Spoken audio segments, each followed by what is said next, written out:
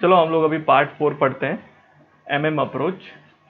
अब ये मैंने जानबूझ के यहाँ पे फोटो लगाया हुआ है क्योंकि मुझे मालूम है कि कंफ्यूजन्स क्रिएट कर सकते हो आप लोग। एमएम अप्रोच मतलब यहाँ पर पहला जो एम है is a Modigliani. So Modigliani मतलब it has nothing to do with our prime minister Modi. And second is Miller. So it is called Modi Gilani and Miller approach. They are two different persons who have created this theory and approach. So Franco Modigliani is one and Martin Miller is another person. They both were economists and they both were having this lecturer, and they have created some theories based on their knowledge and assumptions. सो ये chapter में अपने को ये चीज़ समझना है कि ये जो मोदी गिलानी मिलर अप्रोच है, एमएम अप्रोच है, ये दो जगह आपको देखने मिलेगा। इन्होंने दो थियरी दी थी। एक ये चीज़ आपने कैपिटल स्ट्रक्चर चैप्टर में देखनी है आपको, और एक हम लोग डिविडेंड पॉलिसी के अंदर देख रहे हैं। सो मैं इसमें दोनों चीज़ों को मैं थोड़ा डिस्कस कर देता हूँ। कैपिटल स्ट्रक्चर में हम लोगों ने, अगर याद होगा आपको, तो एक होता है एनओआई अप्रोच। उस अप्रोच में हमने ये देखा था कि capital structure that is debt और इक्विटी, ऐसा कुछ, capital structure of firm, company के हम लोग नाम फर्म बोलते हैं, capital structure of firm doesn't affect the value of firm. जो टोटल वैल्यूएशन होता है कंपनी का, वो कैपिटल स्ट्रक्चर से फर्क नहीं पड़ता है। जबकि एक अप्रोच हमने देखा है कि कैपिटल स्ट्रक्चर से वैल्यू ऑफ फर्म को फर्क पड़ता है। तो इन्होंने अप्रोच दिया था कि भाई तुम कैपिटल स्ट्रक्चर में डेट रखो, इक्विटी रखो, या कोई भी कॉम्बिनेशन रखो, डजेंट मैटर, आपकी value of equity, value of firm will remain same. ऐसा इन्होंने एक थियरी दिया था। बट इसमें एक अजम्पशन ये लोग ने ये लिया था कि टैक्स है ही नहीं, there is no tax rate. अगर टैक्स होता है तो थोड़ा फर्क पड़ेगा। दूसरी थियरी इन लोगों ने डिविडेंड को लेकर दी। हमने अभी तक ये पढ़ा कि डिविडेंड से कंपनी के वैल्यूएशन पे फर्क पड़ता है, कंपनी के चीज़ों पर फर्क पड़ता है, प्राइस पे फर्क पड़ता है। तो इन्होंने क्या अप्रोच दिया कि भाई डिविडेंड इररिलेवेंस करके theory the.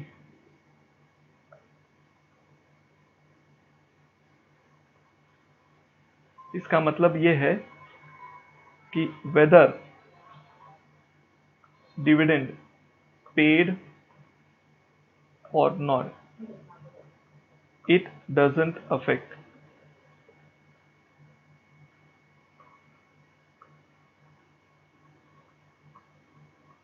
the value of firm। दोनों में एक चीज तो कॉमन आ रही है समझ में अपने को, बताओ क्या? सो डिविडेंड से कोई फर्क नहीं पड़ता, कैपिटल स्ट्रक्चर से कोई फर्क नहीं पड़ता। ये दो थियरी है। ये हम लोग ने कैपिटल स्ट्रक्चर चैप्टर में किया है। अगर आपने पढ़ा है तो वहां पे पढ़ा होगा, नहीं पढ़ा है तो वहीं पे पढ़ना है। ये हम लोग डिविडेंड पॉलिसी चैप्टर में पढ़ेंगे। ओके, तो अभी हम लोग ये पढ़ेंगे कि डिविडेंड से कोई फर्क पड़ता है या नहीं पड़ता है। तो वो थियरी मैं आपको समझाना चाहता था। फिलहाल दिस इज एमएम अप्रोच, इसको कॉपी कर लो, देन हम लोग आगे बढ़ते हैं। पहले बेसिक चीजें बता देता हूं मैं आपको।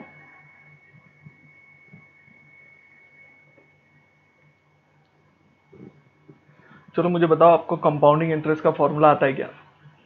How we calculate compounding interest, आता ही होगा। So A is equal to P 1 plus R power N। ये कंपाउंड इंटरेस्ट का फॉर्मूला है।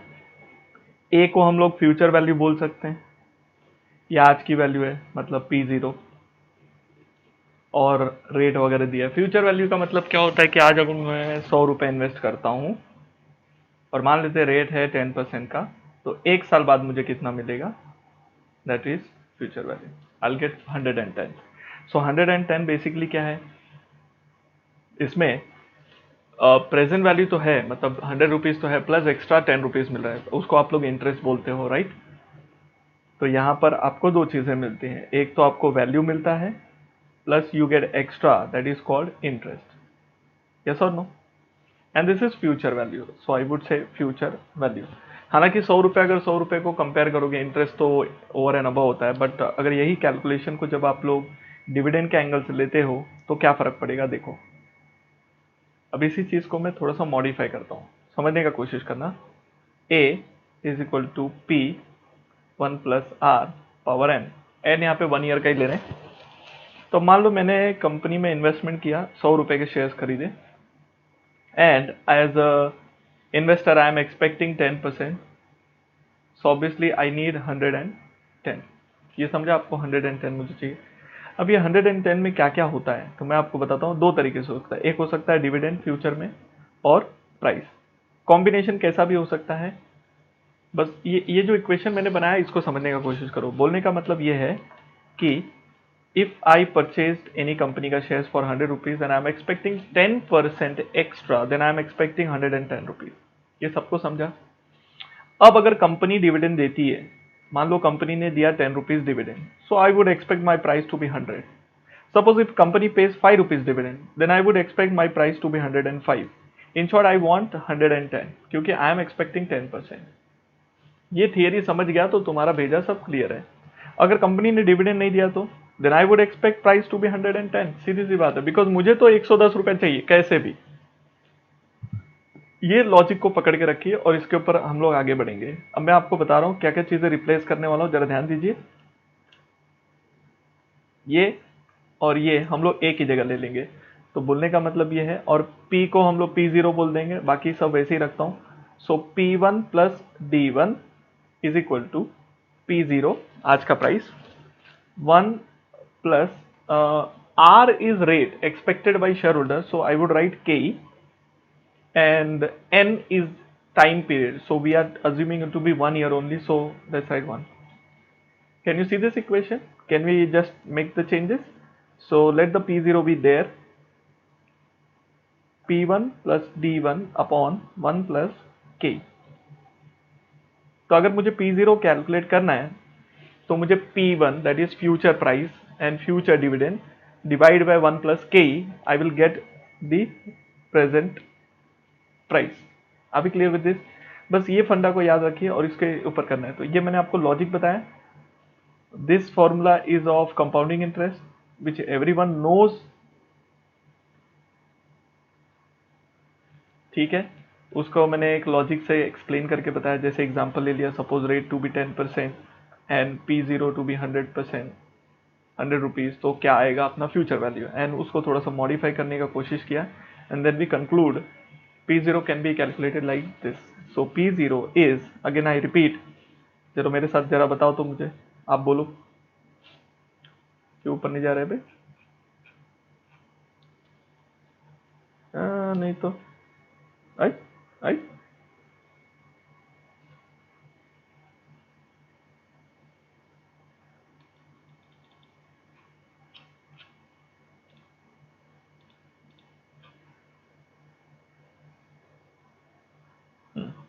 चलो बताओ formula. P0 is equal to, बोलो। हाँ, P1 plus D1 upon 1 plus K। 1 year का ही करना है अपने को। तो इससे हम लोग क्या निकाल सकते हैं? प्राइस। अब एग्जांपल लेते हैं, let's take up example. Suppose P0 that is price today is say 100 rupees, okay.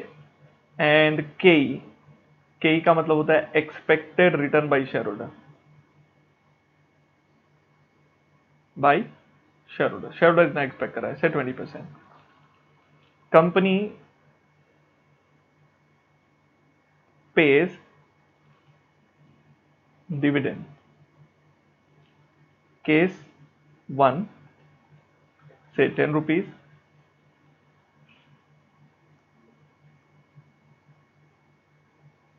Case 2 से 5 रुपीज, केस 3 से 20 rupees. Calculate P1 in all cases।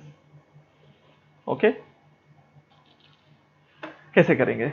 चलो, case 1, case 2, case 3.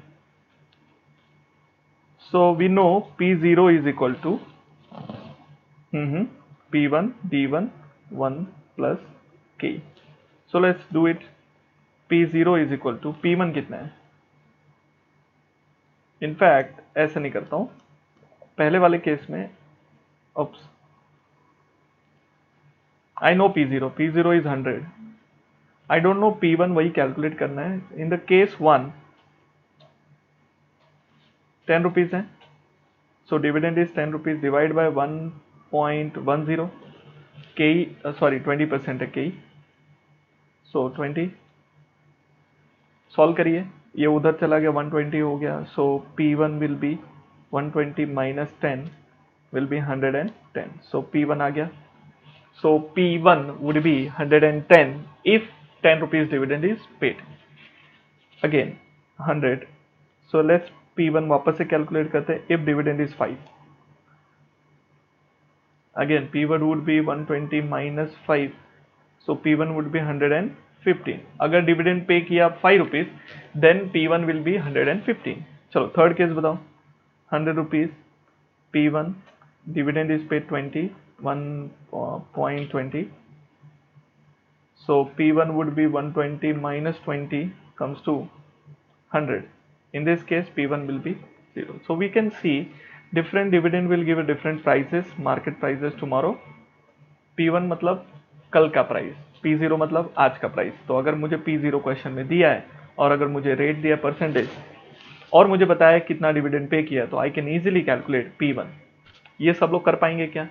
P1 calculate. अगर P1 दिया है तो P0 निकाल सकते हो, या मतलब बेसिकली इसमें 3 चीजें हैं, 3 में से 2 चीजें देंगे तो एक हम लोग कैलकुलेट कर सकते हैं. 3 मतलब चौथी चीज ये भी है, इसको इग्नोर नहीं कर सकते.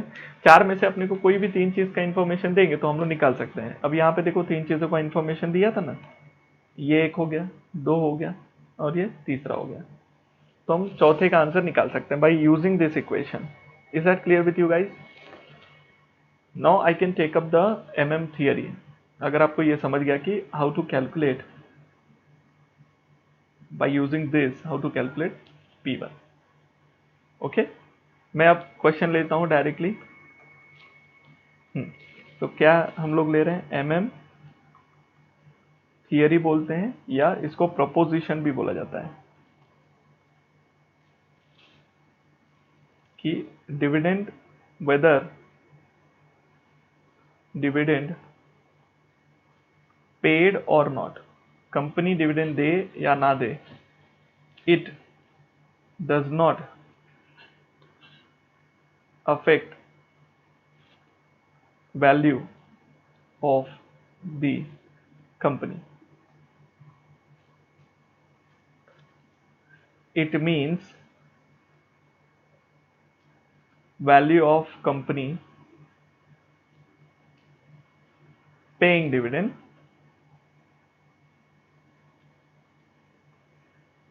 and value of company not paying dividend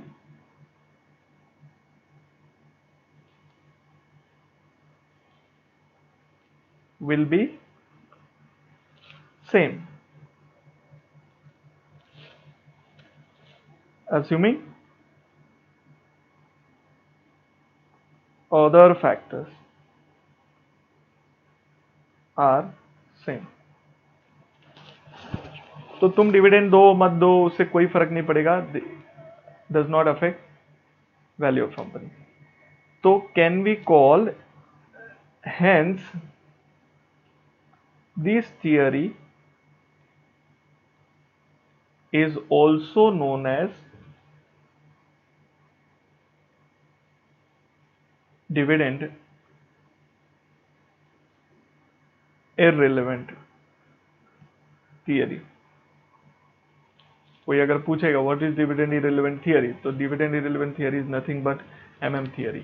okay, अब इसको अप्लाई करने के लिए, इसको सॉल्व करने के लिए जो अपने को सम्स दिए हैं उसको सॉल्व करते हैं. और याद रखना इसके सम्स हमेशा सेम रहते हैं, मतलब there won't be any big change as such. तो क्वेश्चन नंबर 8 ले रहा हूं मैं. So let's do it. ABC Limited has outstanding share 50,000 outstanding shares. Current market price is 100 rupees. So it is given to us P0. It hopes to make a net income of 5 lakh at the end of the current year. Okay. So we are expecting earning 5 lakh rupees. The company's board is considering a dividend of 5 per share at the end of the current financial year. So we are planning to pay dividend at the end of the current period, मतलब day 1. The company needs to raise 10 lakh for an approved investment expenditure. मतलब company को 10 लाख रुपए की जरूरत है future में. The company belongs to risk class which the capitalization rate is 10%. Capitalization rate का मतलब होता है KE. Shareholder expect 10%. Show how MM approach affects the value of the firm if the dividends are paid or not paid. कुछ informations. Question number 8. Outstanding shares कितने हैं? At beginning is 50,000 shares. And what is the current market price? MP0 is 100 rupees. So what is the value of firm as of now? Today. तो value of firm क्या होता है बेटा? 50,000 shares हैं 100 rupees के, इनको मल्टीप्लाई करते हैं, उसको वैल्यू ऑफ शेयर्स बोलते हैं. तो 50,000 इंटू 100 कर देंगे तो आ जाएगा 50 लाख रुपीज. तो आज की तारीख में अगर ये कंपनी आपको खरीदनी है तो 50 लाख रुपए लगेंगे. ये आपको समझाने के लिए मैंने बताया वैल्यू ऑफ फर्म. दूसरा, कंपनी जो कमाने वाली है earning expected is 5 lakh rupees. Company 5 lakh रुपए कमाने वाली है. अब कंपनी इसमें से डिविडेंड देगा ऐसा डिसाइड किया company. Dividend to be paid, कितना डिविडेंड कंपनी पे करने वाला अगर आपको मालूम हो तो 5 रुपीज था. सो पर शेयर पे 5 रुपीज मतलब 50,000 शेयर्स पे 5 रुपीज अगर पे करते हैं तो we will be paying around 2,50,000 rupees. Right. Need investment,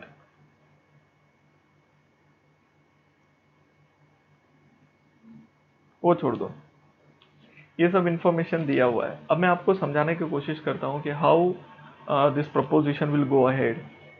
सो इसमें कई जो दे रखा है जिसको हम लोग कैपिटलाइजेशन रेट भी बोलते हैं, तो वो भी लिख देता हूं. जो भी इंफॉर्मेशन मैंने लिखी अगर आप ये नहीं भी लिखोगे तो भी चलेगा, हमको डायरेक्टली सॉल्व करना होता है बट आपको समझाने के लिए. तो पहले मैं वर्किंग नोट बना लेता हूं.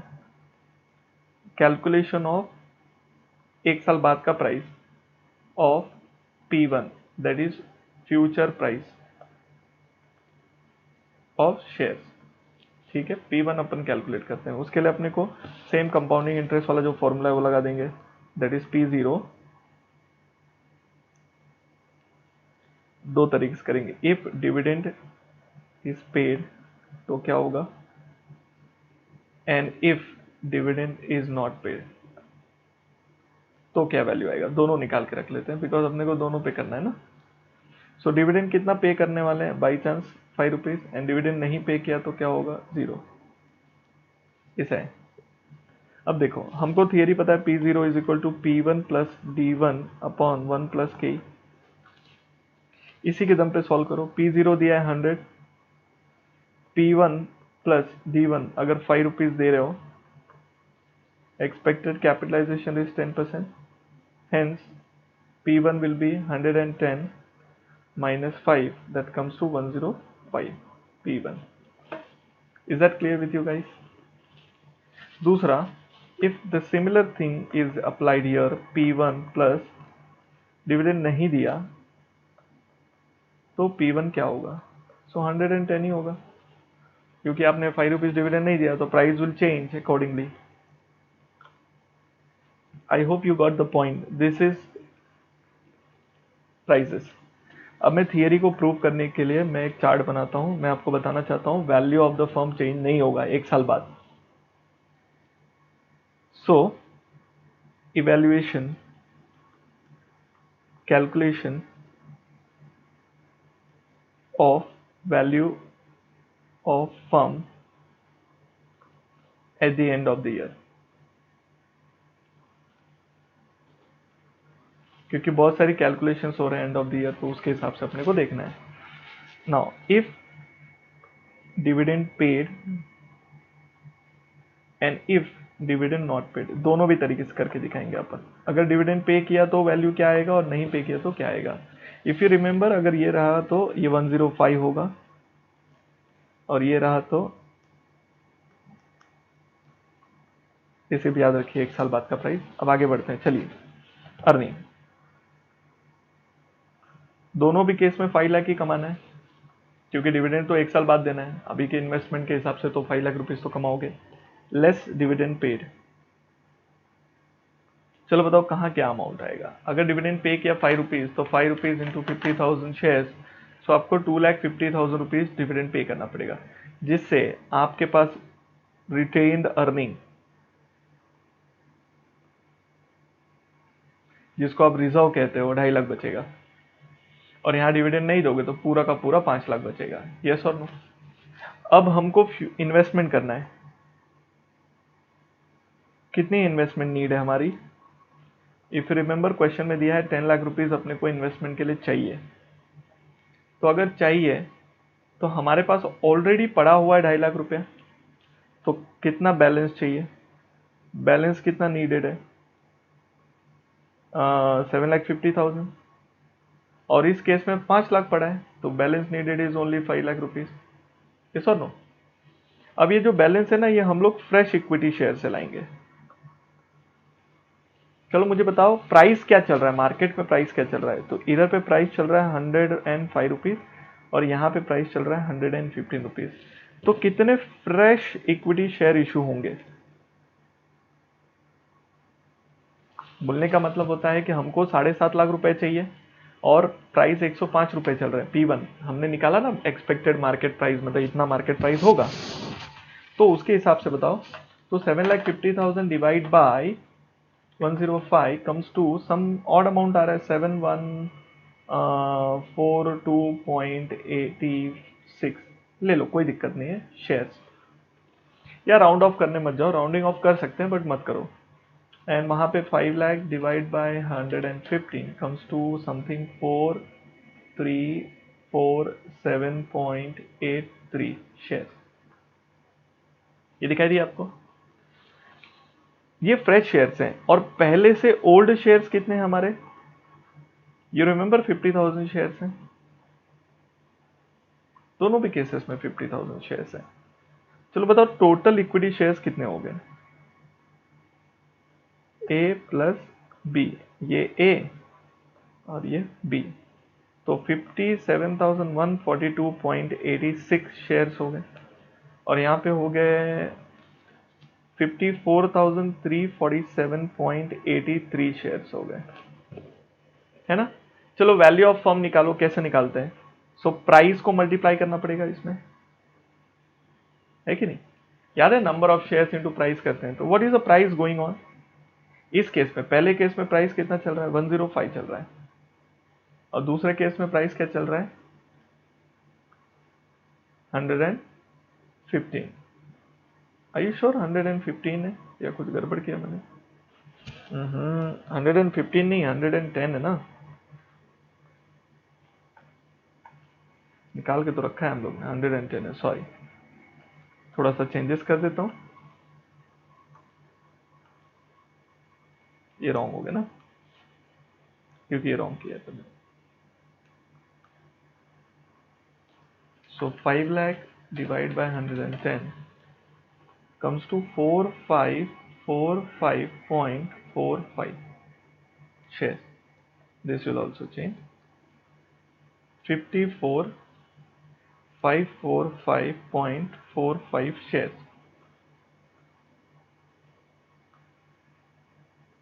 अब ठीक है, चलो निकाले value of firm at year end. Check करो, 57,142.86 into 105 अप्रॉक्स 60 lakhs।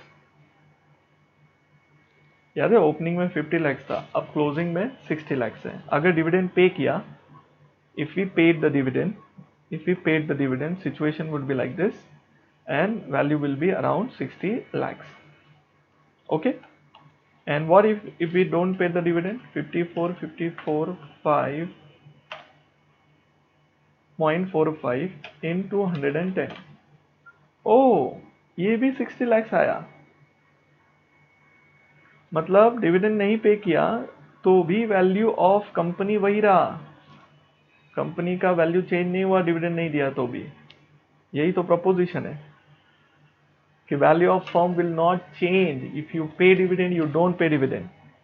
तो उसके हिसाब से हमने सॉल्व किया हुआ, बिकॉज प्राइजेज में रिफ्लेक्ट हो जाता है और उसके हिसाब से आपकी वैल्यू में कोई फर्क नहीं पड़ता है। यही प्रपोजिशन है, यही कॉन्सेप्ट है कि डिविडेंड पे करो मत करो, थोड़ा पे करो थोड़ा रखो, जो भी आपको करना है उससे कोई फर्क नहीं पड़ता। अगर आपने पूरा भी डिविडेंड पे किया हो तो भी वैल्यू सेम आता। ये प्रपोजिशन है, समझा आपको? So this I did a question number 8 with the proposition, and this is solved. This is called approach. Copy कर लो, हो सके तो खुद से करो।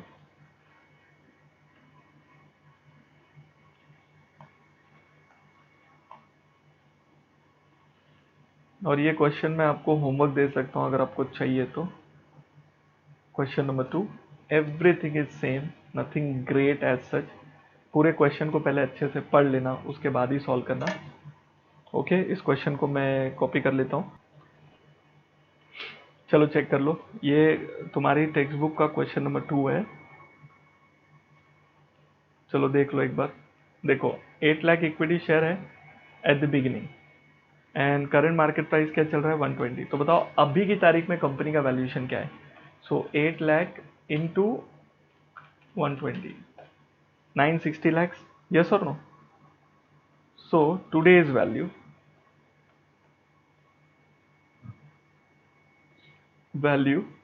is 8 lakh into 120 comes to 960 lakh, which might change after 1 year depending upon the situation. Okay, फिर board of directors of the company is contemplating मतलब planning के 6.4 पर शेयर हम लोग डिविडेंड देंगे आफ्टर 1 ईयर। ओके, तो they are planning D1 to be 6.4।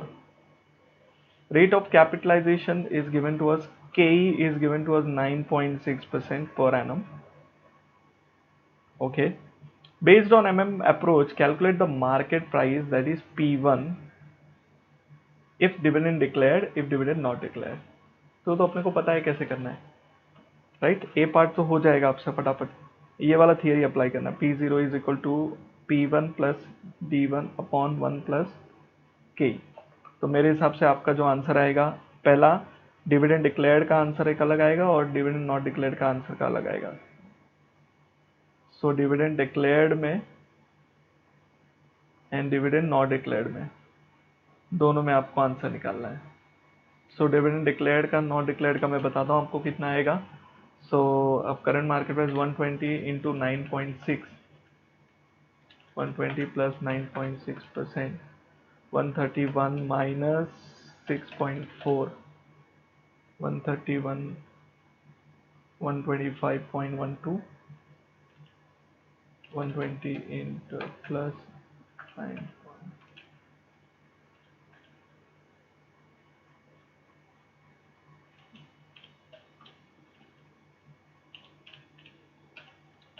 1096.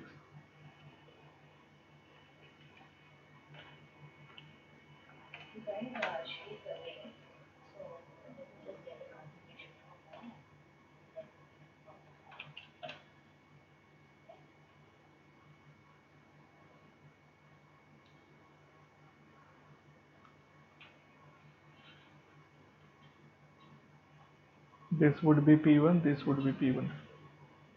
ये part पूछा है, ये आपको मालूम है कैसे करना है। ये हो गया second part. How many new shares would be raised if the company desires to investment budget of 3.2 crore। 3.2 crore अगर इन्वेस्टमेंट बजट है, सो investment two part, budget is 3.2 crore, which can also be written as 320 lakhs। ये budget अपना तो depend करता है earning कितनी है ना। तो by the end of the year assuming net income भी 160 1.6, अर्निंग भी दे रखा है अपने को 1.6 करोड़ ना, 6 करोड़ दैट मीन्स 160 लाख। तो 160 लाख की अर्निंग है। डिविडेंड पे करोगे तो क्या होगा, डिविडेंड नहीं पे करोगे तो क्या होगा, उसके ऊपर अपने को बोला है। तो आपको वो चार्ट बनाना है, डिविडेंड पेड तो क्या होगा और डिविडेंड नॉट पेड तो क्या होगा। आपको फ्यूचर की वैल्यू कैलकुलेट करनी है। अर्निंग आपको वही लेना है जो क्वेश्चन में दिया है 160 लाख। इसको रुपीज इन लैक्स करिए, मत 0 0 बनाते बैठिए, कोई मतलब नहीं है उसका। एंड इफ डिविडेंड पेड, चलो बताओ कितना डिविडेंड पे होगा। तो हमने डिसाइड किया था डिविडेंड कितना है, 6.4 है पर शेयर। टोटल 8 लाख शेयर्स हैं। सो 8 लाख शेयर्स पे अगर 6.4 रुपीज पे करते हो आप, 8 into 6.4 this comes to 51.2 lakh. और यहाँ पे नसीब से डिविडेंड नहीं पे किया तो पूरा का पूरा 160 लाख वी कैन यूज। और इस केस में 160 minus 51.20 that means 108.80 lakh is your retained earning. बोले तो नहीं पे किया, राइट।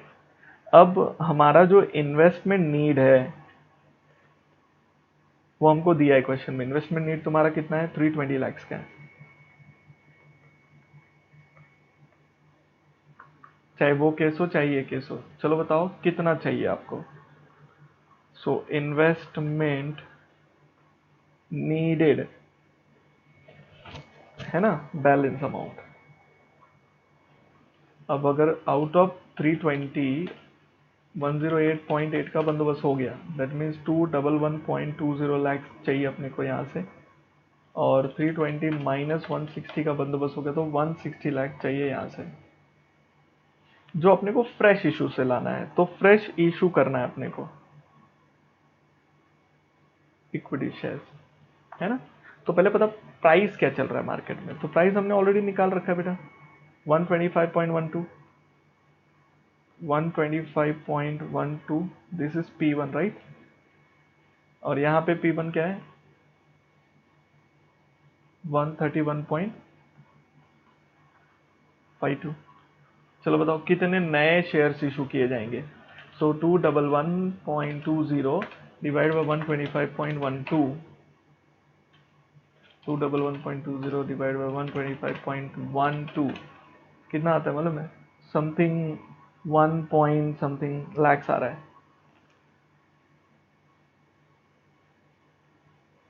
1.688 लैक्स राउंड ऑफ कर दिया मैंने, ओके। और 160 divide by 131.52 comes to 1.216 that is 7 lakhs.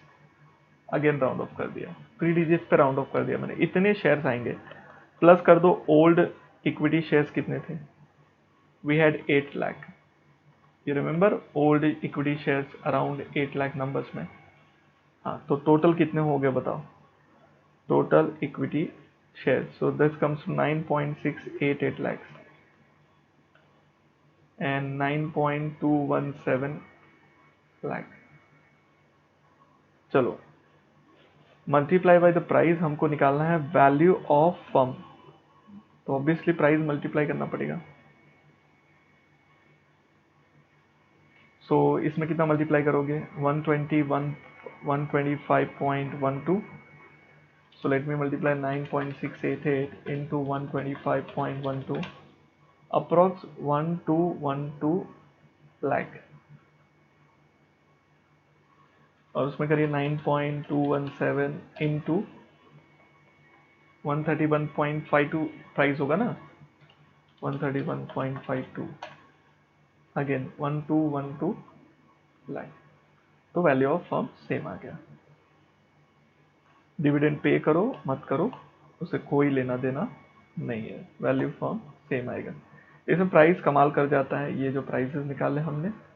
तो क्वेश्चन ने क्या किया अपने को, क्वेश्चन में पूछा है, ये देखो इधर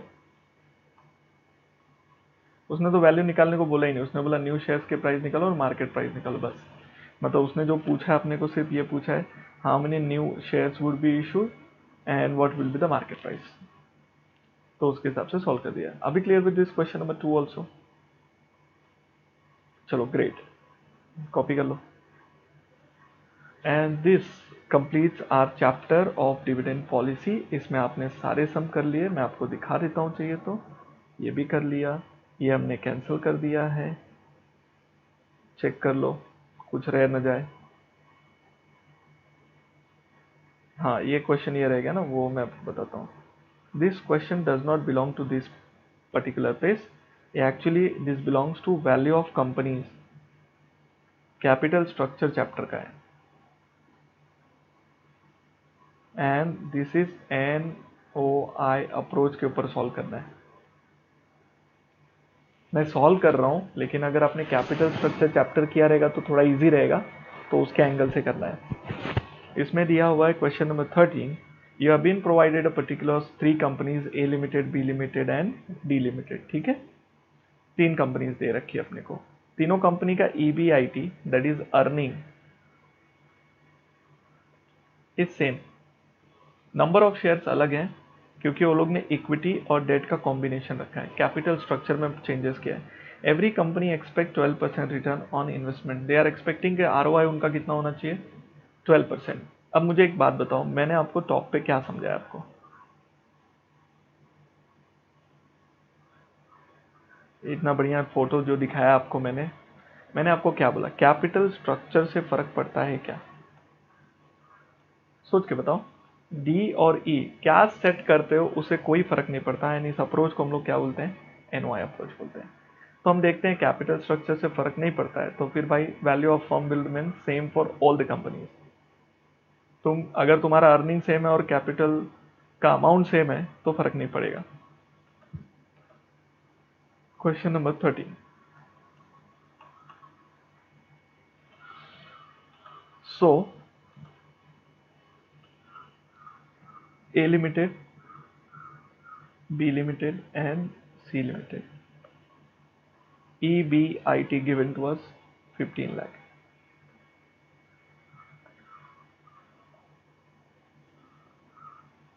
ओके, नाउ ये जो अर्निंग है ये टोटल अर्निंग है दोनों पर, ये इसमें डेट भी आ गया, इक्विटी दोनों का अर्निंग है। अपने को ROI का परसेंटेज दिया है, so divide by ROI percentage, जिसको आप KO के नाम से भी जानते हो। तो कितना बोला है, 12%। So if I divide this by 12%, I would get the value of firm 15 lakh divide bye 12%, ये अमाउंट आएगा। ये क्या है सर, नहीं समझा। अब देखो, अगर किसी कंपनी का वैल्यूएशन करेंगे 12,500,000 है, उस पर 12% मल्टीप्लाई करोगे तो अर्निंग आती है 15 लाख रुपए, 15 lakh rupees. This is the logic, that means value of firm multiply by KO percentage, that is return, expected return percentage 12%, you get 15 lakh. तो रिवर्स करूंगा तो ये आएगा, नहीं समझा। अर्निंग में आप जब रेट मल्टीप्लाई करते हो तो वैल्यू आता है, सॉरी अर्निंग में नहीं, वैल्यू में जब आप रेट मल्टीप्लाई करते हो तो अर्निंग आता है, आता है ना। तो अर्निंग दिया है अपने को 15 लाख और रेट दिया है 12%, तो क्या वैल्यू नहीं निकाल सकता मैं? डिवाइड किया, इसके लिए मैंने डिवाइड किया, आपको समझा क्या? तीनों भी केस में रिटर्न इज सेम, तो वैल्यू तीनों में भी क्या आएगा, सेम आएगा। यही तो अप्रोच है, अप्रोच का वैल्यू मतलब ही यही है। ठीक है, ये समझा आपको? नाउ तीनों में डेट अलग अलग है, तो मैं अभी वो बताने का कोशिश करता हूं। देखो A लिमिटेड की बात करूं मैं, 12,500 ये अमाउंट आ गया। चलो बताओ उसमें डेट है क्या? There is no debt. अगर डेट नहीं है तो इक्विटी और डेट ये जीरो है, तो पूरा का पूरा ये इसका ही हो गया। How many number of share, number of equity shares are there, 3 lakh. So if I divide by 3 lakh, I'll get equity share का value per share. 500 divided by 300 comes to 41.67 per share. This is the value of equity per share. Okay. Now similar way B limited. चलो value यही है, अब उसमें date का कितना equity का कितना वो अलग करना है बस. तो इसमें डेट है सर 9 लाख रुपीस का डेट है. सो 9 लाख रुपीस का अगर 1250 में डेट है, सो 11,66,100,000 divide by number of equity share is 2,50,000.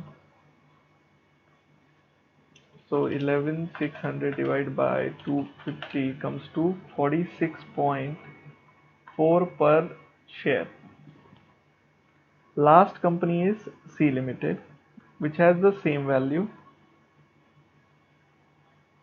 So equity कितना, debt कितना, equity में 10 lakh. So debt will be only 25 lakh. Divide by number of equity share 2 lakh.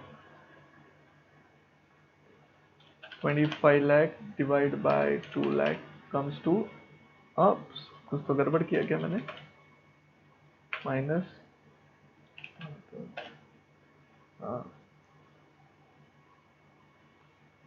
11,500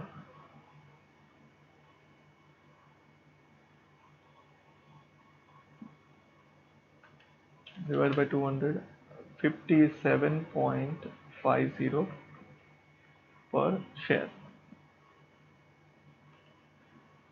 तो हमने निकाल दिया value of the company and the value of the equity share per share as per Modigliani Miller. Look at this question, हमने ये भी निकाला.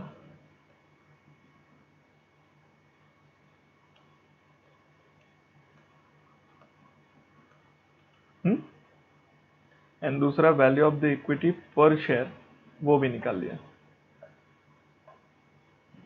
And done. सो ये भी क्वेश्चन हो गया, सॉल्व कर लियो. और ये तो किया ही था अपन ने एंड खत्म हो जाता chapter. So we have successfully completed all part of it. Graham Dodd का भी मॉडल है बट अपने को एग्जाम में पूछता नहीं है और क्वेश्चन सिलेबस में नहीं दिया हुआ है, तो अननेसेसरी का उसको सॉल्व करने की ज़रूरत नहीं है.